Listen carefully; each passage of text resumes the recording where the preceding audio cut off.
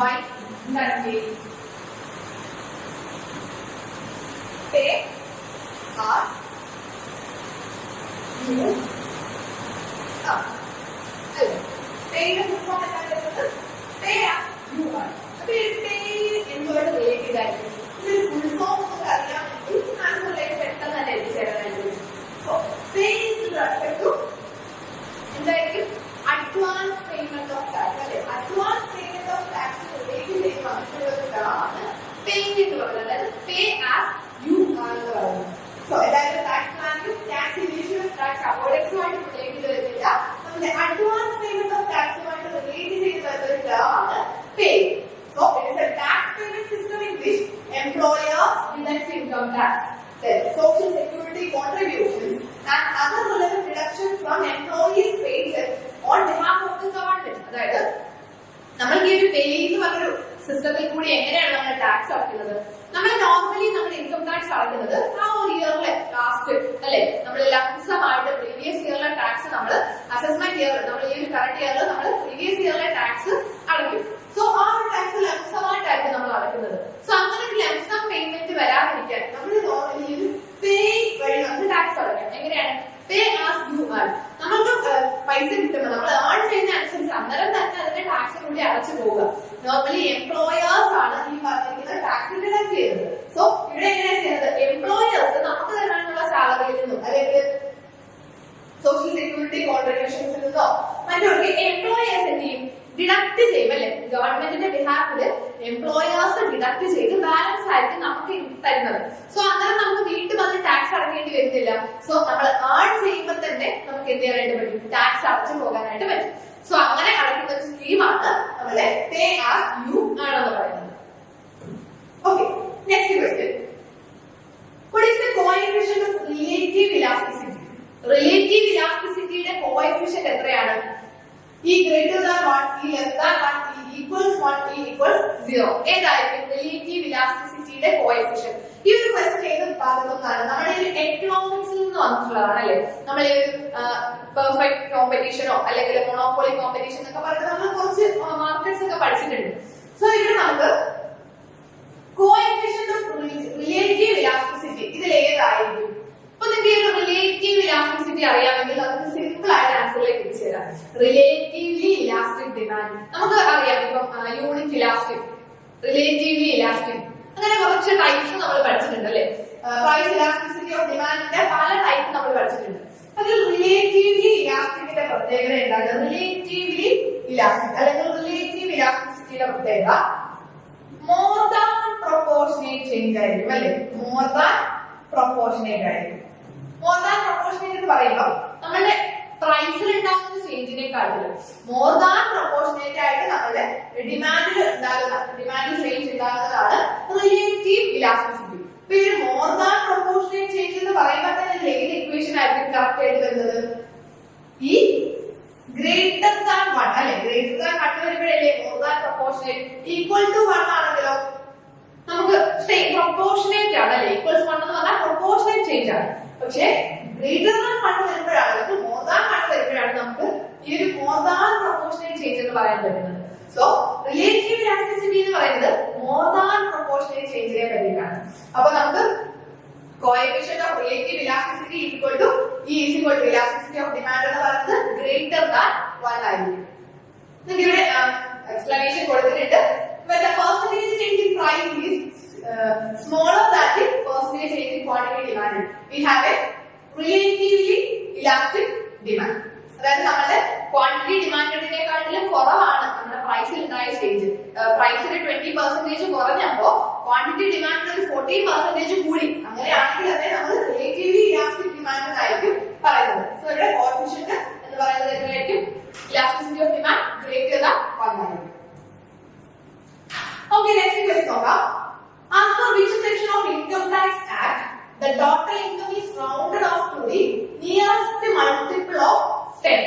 നമ്മുടെ ടോട്ടൽ ഇൻകത്തിനെ നമ്മൾ nearest multiple of 10 round of ചെയ്യുന്നത് ഏത് സെക്ഷൻ ആണ്? അതായത് നമ്മുടെ ഇൻകം ടാക്സ് ആക്ട് 1961 ഏത് സെക്ഷനിലാണ് ഈ പറഞ്ഞിരിക്കുന്ന round off to the nearest 10നെ പറ്റിയിട്ട് പറഞ്ഞിട്ടുള്ളത്? നമ്മൾ ഒരുപാട് സെക്ഷൻസ് ഒക്കെ ഇൻകം ടാക്സ് ടാക്സ് ആക്ട് പഠിച്ചിട്ടുണ്ട് അല്ലെ, ഡിഡക്ഷൻസിനും എക്സംഷൻസിനും അങ്ങനെ പല പല സെക്ഷൻസ് പഠിച്ചിട്ടുണ്ട്. നിയറസ്റ്റ് ടെന്നിന്റെ മൾട്ടിപ്പിളിലോട്ട് റൗണ്ട് ഓഫ് ചെയ്യണമെന്ന് പറഞ്ഞിട്ടുള്ളത് ഏത് സെക്ഷനാണ്? സെക്ഷൻ 288 ബിയിലാണ് പറഞ്ഞിട്ടുള്ളത്. So as per section 288 B of the Income Tax Act, the total tax computed shall be rounded off to the nearest rupees 10. Nearest 10 ലേക്ക് വേണം നമ്മൾ റൗണ്ട് ഓഫ് ചെയ്യാനായിട്ട്. So ഇവിടെ rounding of tax will be done on the total tax payable or refundable. നമുക്ക് total tax payable അല്ലെങ്കിൽ refundable ആയിട്ടുള്ള ആ ഒരു total എമൗണ്ടിലാണ് നമ്മൾ റൗണ്ട് ഓഫ് ചെയ്യുന്നത്. പല പല സബ് ഹെഡ്സ് വെച്ച് റൗണ്ട് ഓഫ് ചെയ്യാറുണ്ട്. അതായത് ഇപ്പൊ നമ്മളിപ്പോ ഇൻകം ടാക്സിന്റെ പല സബ് ഹെഡ്സുകൾ നമുക്ക് വരുന്നുണ്ട്. ഇപ്പൊ HRD ഹെൽത്ത് ആൻഡ് എഡ്യൂക്കേഷൻ സെസോ അങ്ങനെ പല സബ് ഹെഡ്സ് വരുന്നുണ്ട്. അതിനെ ഒന്നും നമ്മൾ സെപ്പറേറ്റ് റൗണ്ട് ഓഫ് ചെയ്യുന്നില്ല, ടോട്ടൽ എമൗണ്ടിലായിരിക്കും റൗണ്ട് ഓഫ് വരുന്നത്. Okay, next question. If the material is priced at the value that is realizable at the time of issue, such a pricing method is called എന്തായിരിക്കും? Simple അല്ലേ question. മെറ്റീരിയൽസിനെ നമ്മൾ price ചെയ്യുന്നത് ഏത് വാല്യൂലാണ്? Realisable value. Realisable value എന്ന് പറയുമ്പോൾ ആ ഒരു ടൈമില് നമ്മൾ ആ ഒരു മെറ്റീരിയൽസ് യൂസ് ചെയ്യുന്ന സമയത്ത് അത് നമ്മൾ പുറത്ത് നമ്മൾ റിയലൈസ് ചെയ്യാതെ വിൽക്കുവാണ്. നമ്മൾ ആ ഒരു മെറ്റീരിയൽസിനെ നമ്മൾ പുറത്ത് നോർമലി വിൽക്കുവാണെങ്കിൽ എത്രയായിരിക്കും അതിന്റെ വാല്യൂ? ആ ഒരു നെറ്റ് റിയലൈസബിൾ വാല്യൂവിൽ നമ്മൾ മെറ്റീരിയൽസിനെ പ്രൈസ് ചെയ്യുന്നത് ഏത് മെത്തേഡാണ്? യെസ്, റീപ്ലേസ്മെന്റ് മെത്തേഡ് എന്ന് പറയുന്നത് പേരിൽ തന്നെ ഉണ്ടല്ലേ. നമുക്ക് റീപ്ലേസ് ചെയ്യാൻ എത്ര രൂപയാവും? സോ ആ ഒരു മെത്തേഡാണ് ഇവിടെ പറയുന്നത്. So the replacement cost method involves arriving at an asset's value by reference to the present day cost. അല്ലെ, പ്രസന്റ് ഡേയിൽ അതിന്റെ കോസ്റ്റ് എത്രയാണെന്നാണ് നോക്കുന്നത്. ഇനി ആംസ് ലെങ്ത് ട്രാൻസാക്ഷൻ, അത് നിങ്ങൾ ശ്രദ്ധിക്കണം. എന്താണ് ആംസ് ലെങ്ത് ട്രാൻസാക്ഷൻ? ഒരു ആംസ് ലെങ്തിലുള്ള ആളുകൾ തമ്മിലുള്ള ട്രാൻസാക്ഷൻസ്. എപ്പോഴും ആംസ് ലെങ്ത് എന്ന് പറയുമ്പോൾ റിലേറ്റഡ് അല്ലാത്ത പാർട്ടീസ്, അൺറിലേറ്റഡ് പാർട്ടീസ് തമ്മിലുള്ള ട്രാൻസാക്ഷൻസിനെയാണ് നമ്മൾ ആംസ് ലെങ്ത് ട്രാൻസാക്ഷൻ എന്ന് പറയുന്നത്. അതായത് ഒരു കൈ അകലത്തിലുള്ള ആളുകൾ, അവർ നമ്മളുടെ ക്ലോസ് ആയിട്ടുള്ള ആൾക്കാരായിരിക്കത്തില്ല അല്ലെ. സോ ഈ ഒരു ആംസ് ലെങ്ത് ട്രാൻസാക്ഷനിൽ നമുക്ക് എത്ര രൂപയായിരിക്കും ആ ഒരു സിമിലർ അസറ്റിനെ അല്ലെ സിമിലർ ഇൻവെന്ററീസിനെയോ അസറ്റ്സിനെയോ ഒക്കെ നമുക്ക് റീപ്ലേസ് ചെയ്യണമെങ്കിൽ എത്ര രൂപയായിരിക്കും? ആ ഒരു എമൗണ്ടില് പ്രൈസ് ചെയ്യുന്നതാണ് റീപ്ലേസ്മെന്റ് മെത്തേഡ് എന്ന് പറയുന്നത്. നെക്സ്റ്റ് ക്വസ്റ്റ്യൻ നോക്കാം. Lead time refers to. എന്താണ് ലീഡ് ടൈം എന്ന് പറയുന്നത്? Lead time the finished goods life as inventory. Finished goods ഇൻവെന്ററികളായിട്ട് ലൈഫ് ചെയ്യുന്ന ടൈം ആണോ? അതോ period in which a whole lot of inventories consumed ചെയ്യുന്ന പീരീഡ് ആണോ? Time gap between placing an order and procuring material. നമ്മളൊരു order place ചെയ്യുന്നതും materials procure ചെയ്യുന്നതും തമ്മിലുള്ള ടൈം ഗ്യാപ്പ് ആണോ? ഏതായിരിക്കും? യെസ്, ഇവിടെ ഓപ്ഷൻ സി ആണ് റൈറ്റ് ആൻസർ ആയിട്ട് വരുന്നത്. ലീഡ് ടൈം എന്ന് പറഞ്ഞാൽ the time gap between the placing of an order and its actual arrival in the inventory. നമ്മൾ ഓർഡർ പ്ലേസ് ചെയ്തിട്ട് അതിന്റെ ആക്ച്വൽ അറൈവൽ അല്ലേ, നമ്മളിപ്പോ ഇൻവെന്ററിക്ക് ഓർഡർ കൊടുത്തു കഴിഞ്ഞാൽ ആ ഇൻവെന്ററീസിന്റെ ആക്ച്വൽ അറൈവലും ഓർഡർ തമ്മിലുള്ള ആ ഒരു ടൈമിനെ നമ്മൾ എന്ത് പറയും? ലീഡ് ടൈം എന്നാണ് നോർമലി പറയാറുള്ളത്. ഓക്കെ, നെക്സ്റ്റ് ക്വസ്റ്റ്യൻ നോക്കാം. Which of the following theories was developed by Edwin Locke? Edwin Lockeന്റെ തിയറി ഏതായിരുന്നു? ഇതിൽ ഏത് തിയറി ആയിരിക്കും? ക്യാരക്ടറിസ്റ്റിക് തിയറി ആയിരിക്കുമോ? ഇല്ല, നമുക്ക് മോട്ടിവേഷൻ തിയറീസിൽ വരുന്നതാണ്. നമുക്ക് ആ ഒരു എഡ്വിൻ ലോക്കിന്റെ തിയറി ആണ്. Equity theory, decision theory, goal setting theory ഏതായിരിക്കും? യെസ്, ഇവിടെ option B goal setting theory ആണ് എഡ്വിൻ ലോക്ക് പ്രൊപ്പൗണ്ട് ചെയ്തിട്ടുള്ള theory. So according to Locke and Latham, there are 5 goal setting principles that can improve our chance of success. ഇവിടെ 5 പ്രിൻസിപ്പിൾസിനെ പറ്റിയൊക്കെ പറഞ്ഞിട്ടുണ്ട്. Goal setting principles ഏതൊക്കെയാണ്? Edwin ലോക്കിന്റെ goal setting തിയറിയിൽ പറയുന്ന 5 principles: clarity, challenge, commitment, feedback and task complexity. Next question നോക്കാം. The Indian company gave income tax deduction for contribution to political party under section ഏതാണ്? നമ്മുടെ contribution to political പാർട്ടീസിൽ ഏത് section പ്രകാരമാണ് deduction കിട്ടുന്നത്? Simple അല്ലേ, direct question ആണല്ലേ. അപ്പോ നമുക്ക് ഈ ഒരു chapter 6A deductions 80C to 80U വരുന്ന ഡിഡക്ഷൻസിൽ വരുന്നതാണ്. അപ്പൊ ഈ കോൺട്രിബ്യൂഷൻ ടു പൊളിറ്റിക്കൽ പാർട്ടി ഇതിലേതാണ്? 80G, 80GG, 80GGA, 80GGB ഏതായിരിക്കും വരുന്നത്? Contribution to political parties. Yes, 80 section 80 ABGGBയിലാണ് കോൺട്രിബ്യൂഷൻ ടു പൊളിറ്റിക്കൽ പാർട്ടീസിന്റെ പേരിൽ പറഞ്ഞിട്ടുള്ളത്. So any Indian company or enterprise that donates to a political party for an electoral trust registered in India can claim a deduction for the amount contributed. അത് എത്രയാണോ contribute ചെയ്തത് ആ ഒരു amount അവർക്ക് കിട്ടും, ഡിഡക്ഷൻ ആയിട്ട് കിട്ടും. Next CBCT stands for. എന്താണ് CBCT?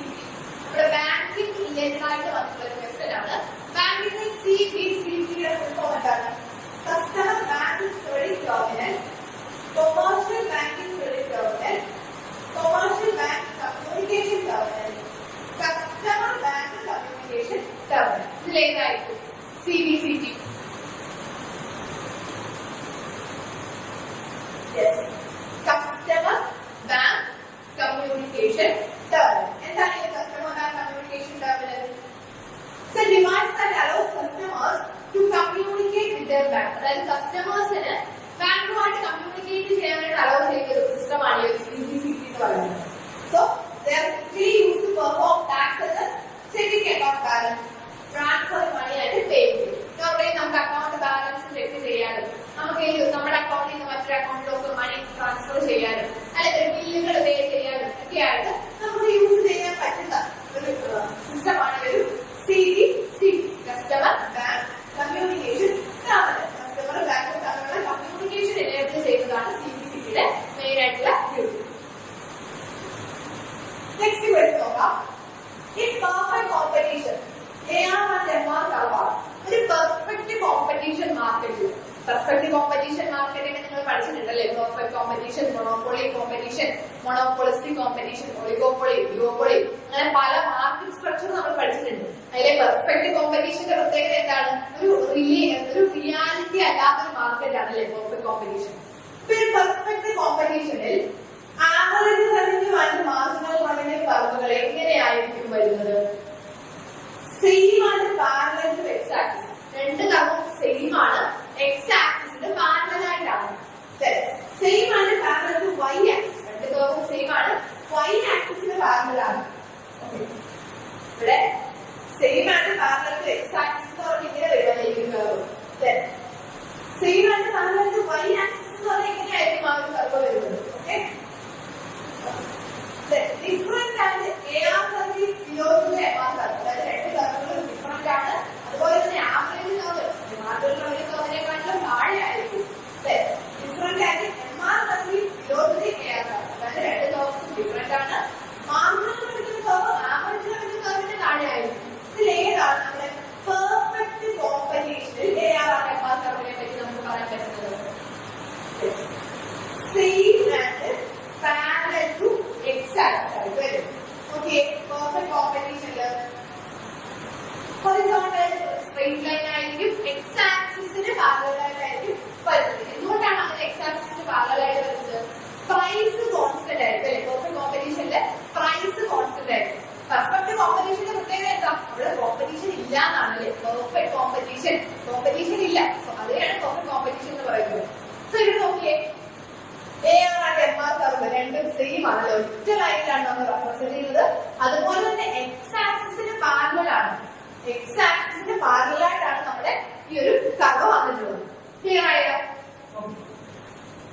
നമുക്ക് ലാസ്റ്റ് ക്വസ്റ്റ്യനിലേക്ക് പോകാം. The interval between two AGM of a company should not be more than. അതായത് ഒരു കമ്പനിയുടെ ആനുവൽ ജനറൽ മീറ്റിംഗിന്റെ ഇന്റർവെൽ, രണ്ട് AGMന്റെ ഇന്റർവെല് എത്ര നാളിൽ കൂടാൻ പാടില്ല?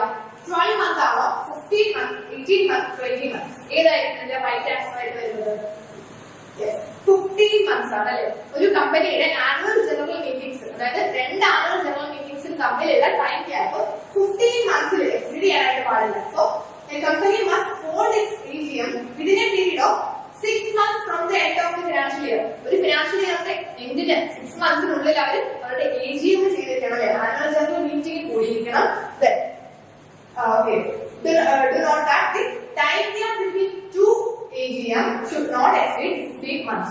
അതായത് രണ്ട് ആനുവൽ ജനറൽ മീറ്റിംഗ് തമ്മിലുള്ള ടൈം ഗ്യാപ്പ് 15 മന്തിനെക്കാട്ടിലും എക്സീഡ് ചെയ്യാനും പാടില്ല. സോ ഇവിടെ ഓപ്ഷൻ ബി ആയിരിക്കും റൈറ്റ് ആൻസർ. സോ നമ്മുടെ ഡിസ്കഷൻ ഇവിടെ എന്ത് ചെയ്യാണ്? നിങ്ങൾക്ക് ക്ലിയർ ആയി എന്ന് വിശ്വസിക്കുന്നു. ഫർദർ നമ്മൾ നെക്സ്റ്റ് വീഡിയോസിലായിട്ട് ബാക്കി ഡിസ്കഷൻസ് വരുന്നതായിരിക്കും. Thank you.